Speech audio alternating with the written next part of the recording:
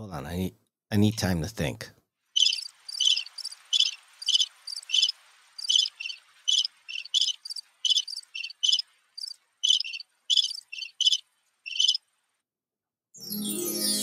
Okay.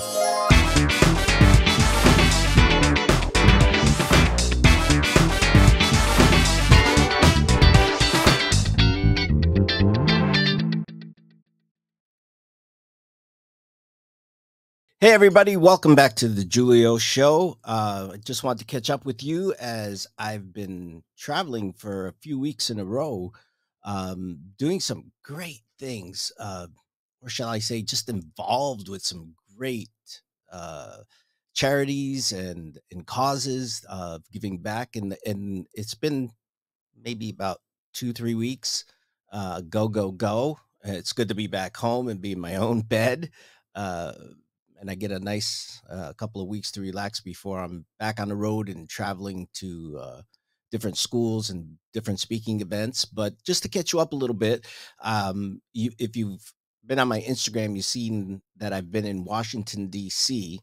And the reason for that visit was basically to talk to people on the Hill as they want to pass some regulations that are really unfair for profit schools and nonprofit schools and trade schools, and talk to our congressmen and women and senators to help support these unfair rules that they want to set.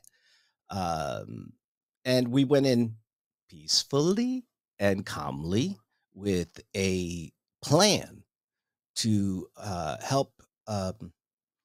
Get our message across. And one of them is that they want to do is they obviously want to make schools for free, colleges, non-for-profits for free, and they want to get rid of for-profit schools. That's, we all know that. And they use the word free freely, and nothing is free. Somebody's going to have to pay for it somewhere, somehow. So hopefully it's not, you know taxpayers' monies that are just going to waste for some people who take education as a free ride or a career because they're getting free money. But anyway, one of the rules was to take low uh, hour curriculums and give more Pell money to non-for-profit schools or colleges um, for these courses, and not offer them to for-profit schools such as trade schools, whether it be mechanic or hairdressing or refrigeration and air conditioning freezers. Yeah, anyway, same thing. But if somebody wants to go to a cosmetology school, let's say, and take a course that's under 600 hours, they don't want to fund that unless they do it at a college, and most colleges don't offer that. Uh, and also, they wanted to incorporate, and they still want to do this, is Gainful Employment Act for-profit schools and exclude nonprofit schools, meaning that if they put the same rules in gainful employment, which we're all for, everybody should be gainfully employed. We're all for that rule. But what they want to do is not hold the state universities or the non for profits accountable to gainful employment, but they want to take the for profits, and how they want to figure it out is that if you're 18 or 19 or whatever and you're getting out into the field, you should be making as much as somebody that's already been in the working field for about 7 or 8 years. There's no way their income could match to somebody that's been out there that long, because they've been working, getting raises, and they've had multiple years behind them. And even a doctor or anybody getting out of college has to build a clientele. It takes time. So we were bringing this to the attention of Congress and the senators, that we don't mind regulations, but they should be fair, non-discriminatory, and they should apply to all for profits and non for profit schools. Unfortunately, if they applied half of these rules to the non per profit schools like state colleges, they'd be closed down because their gainful employment is never going to meet the requirements that they set forth. where for-profit schools do. Now, let's understand the truth that there are bad players out there in both sectors. There's always going to be in every organization a bad player. Let's get them out of the way. Let's close them down. Let's hold them accountable. But let's make it fair across the board. So we got to meet with some Congress women and men to uh, state our case. We got to meet with some great senators, Marco Rubio, Senator Kennedy, and many, many more, just to name a couple. But we don't want to spend a lot of time doing that. So that was great spending that time in Washington. It's unfortunate to see, you know, some of the things that are happening right in front of the White House that you think it would be a lot safer and a lot uh, cleaner. Um, but unfortunately, you had to be careful of your surroundings. But and it's kind of crazy because that's right in Washington, right in front of the White House. But it is what it is, and we'll just keep fighting for better protection, better regulations, and fair act all across the board. But that was one of them, and we had some really good time. We had some great conversations. We had some debatable conversations, but we really put our voices out there, and we hope that you all will write your congressmen and women and senators, as well as your mayors, to let them know that we need fair treatment across the board in education because it would hurt a lot of the low income families who cannot afford to get a career or go to school for 600 hours and come out and get a license and start working. It would prevent them from getting a job and um, moving forward in their life. So if you get the chance and you meet with your local representatives, or you can get a chance to write your congressman or congresswoman or senator, please do that. We would appreciate that for not only us, but for our future, our kids. The second trip I went on was really awesome. It was with a dinner with John Maxwell. As you know, I'm part of the executive program in John Maxwell, and I've been a speaker, coach, and trainer with them. And I've got the opportunity to travel to different parts of the world to give back. What we do is what we call transformation tables, and we do them here in the United States too. And they're becoming very popular. And it's a great uh, event to raise money for, as transformation table are for all ages, anywhere from our elementary schools to our middle schools, high schools, colleges, corporations, any sector you can think of. Transformation tables, what they actually do is they focus on values one step at a time. So, a few things, I'll just name off 12, like very short steps that they focus on, but they set the precedence for adding value back into oneself, life, and into others. So we talk about commitment. We do a class on that. Self worth, valuing each person, responsibility. We focus on attitude, which we know we all need a little help on attitude. There's a lot of bad attitudes as well as great attitudes out there. But, attitude is something that if we focus on can get us very far if we have a positive attitude for ourselves and others. Um, I like this one the best, and we'll talk about this a little bit more as we go on. But forgiveness. Forgiveness is something that's very healthy for yourself. Um, Initiative. We talk about listening, integrity, uh, and you know what that all means, doing the right thing when no one's looking. And there are a lot of people with great integrity out there, and there are a lot of people who take advantage of that. And we want to instill that value into so many others. We talk about boundaries, passion, hope, and much, much more. But for instance, if I go to the segment where we talk about forgiveness, to forgive is to set a prisoner free, and we discover that that prisoner is us. And by forgiving people, we do set ourselves free. To hold on to anger and old baggage tends to eat away at our lives, at our mental state. We're not saying you have to disown somebody, but forgiving and moving on is healthier for yourself, your mind, and you'll live a lot longer. And a lot of people are talking about that even more. And it's even shown in a lot of health studies that forgiving and letting go of the anger and the stress will help you live a longer and healthier and happier life. So I know there's many people we have to forgive in our life. We don't have to forget. We don't have to have dinner with them. We don't have to disown them, but we need to let it go. Not for them. Let me make this very clear. You're not really forgiving them.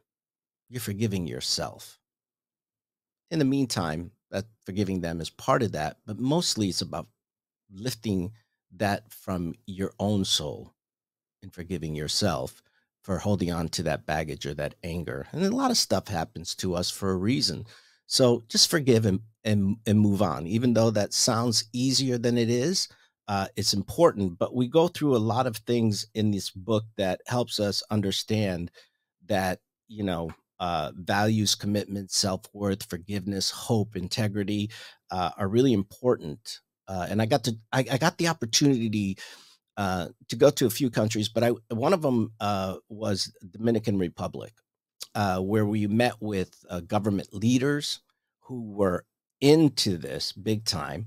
Um, Elementary schools, middle schools, high schools. I've been to universities to teach this. I've been to very big corporate offices to teach this. And it's funny how they first walk in resisting.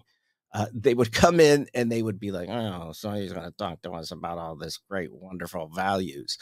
But as we got into it, it's mainly facilitated by us, but the work is done by them. And I've watched grown people break down and cry. I mean, people that had that macho image, or maybe they had that rough image, or no, you're not going to get to me.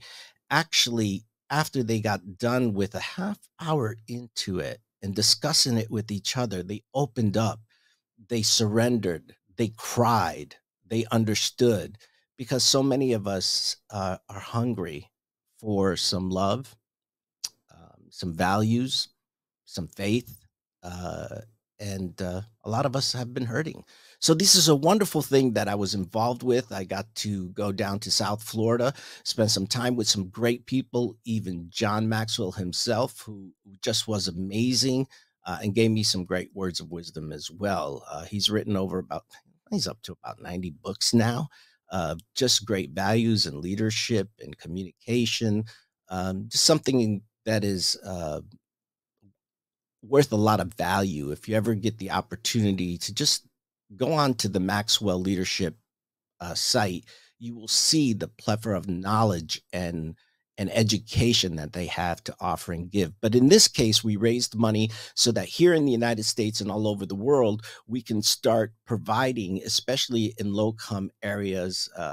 That can't afford to get the materials, to provide the materials, the books, the workbooks, and teach transformation. We use them in juvenile detention centers, and it's made a lot of difference. And now the youth is teaching this to the youth, which is not only are they practicing it, but they're teaching it. And the more you teach something, the more it becomes instilled in a strong, value based behavior. So that is another one of the great things. And if you ever want to, how do you say, participate or donate to anything, I believe that we should all be giving, not giving back, just giving. And sometimes it doesn't just mean money. Yes, money helps. It helps buy these books, these workbooks, but it also means giving of your time uh, to go out and help somebody, whether it be serving food at a soup kitchen, let's call it, handing out blankets, handing out phone numbers for victims that are homeless or have been abused or addicted to drugs. I mean, anything that we can do to help others is great. And once again, you don't need money for that. For instance, I have beauty schools, and in my beauty school, we gather a bunch of people, and we go to the coalition. We go to nursing homes. We go to a lot of places and do free haircuts, manicures, free services that people can't afford. Back to school haircuts, And it's just so nice to see the joy that we bring to so many people. And if you don't know how to cut hair, our students are cutting hair. We're cutting hair. We invite other salons to come. But there have been people who volunteered that don't know anything about hair or hair cutting that come just to sweep the floor or just to serve bottles of water or see if there's anybody that needs anything. So you can do so much and you don't need money to help others in giving back. And the recent one I just got back from was awesome. We did a motorcycle ride, actually. It's called Peace, Love, and Happiness, and it's put on by John Paul DeJoria and Gary Spellman. And we get escorted by the police and we go on a nice ride because the money that we raise goes to the 100 Club. It's to help first responders who have been injured or may have fallen. And if they did, it helps their families maybe pay their bills, their mortgages, whatever it takes to help for those people who put their life on the line for us. So there's so many different things that you could do to help people, but that ride was so awesome. I've been on rides where Keanu Reeves has been on the ride with us, Peter Fonda, Bobby Knievel. I just can go on and they take their time out and you know, to raise money for our first responders, and which thank God for them. They're out there protecting us, saving us. Should we need any medical care? So they really put their life on the line, and they have families that they want to go home to every night. And if something, God forbid, happens to them, at least the family knows that they can be taken care of. Um, because it is hard to you know go to work and take care of kids at the same time, and it's not just men I'm talking about in the first responders. It's men and women who go out there and put their lives on the line every day. So we appreciate all you do, you first responders, and we love you, and we'll continue to keep doing it for you. I've been doing it for now 20 years, and I hope, no, it's 21 years now that the Love, Peace, and Happiness ride is.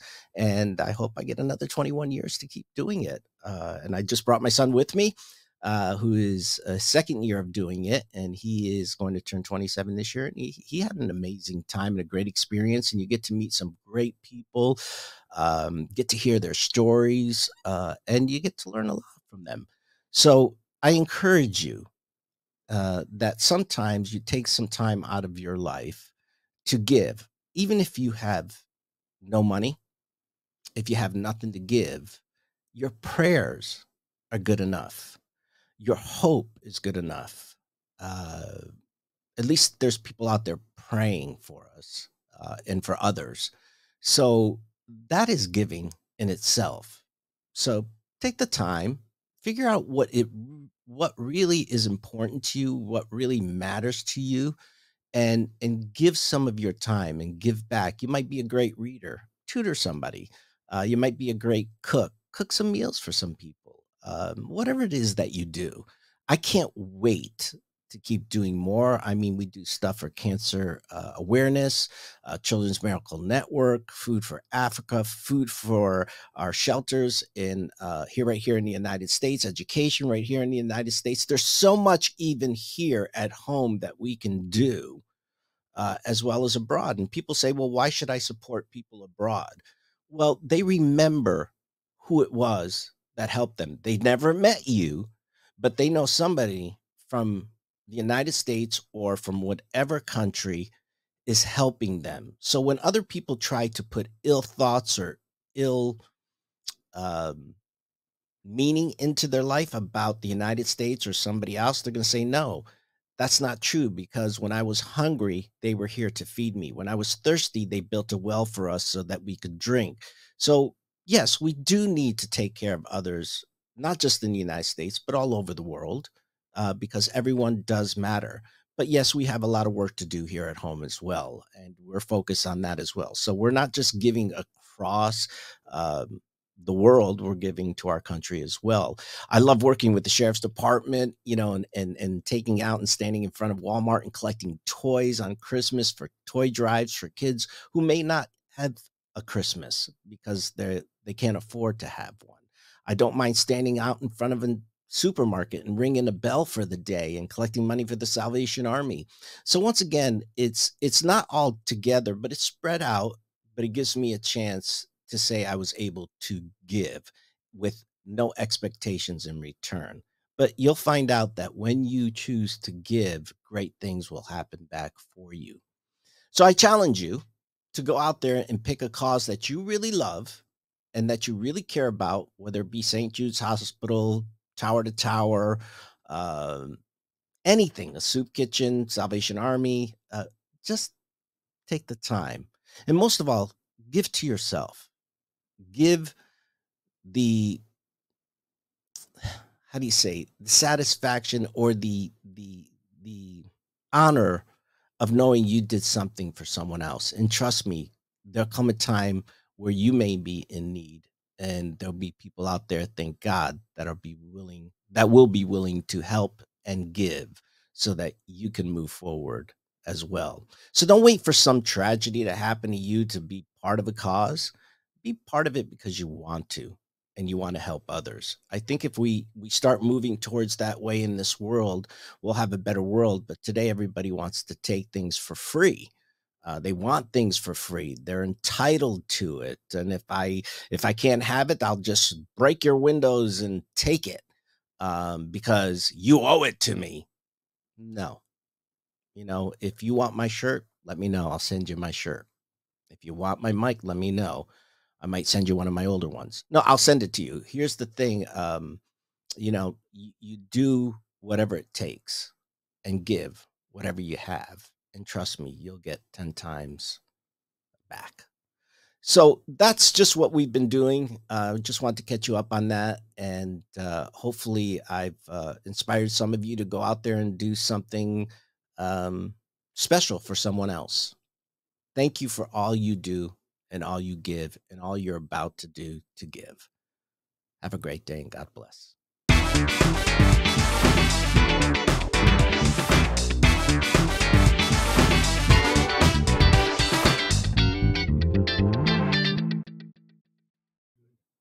Thank you very much. Thank you very much.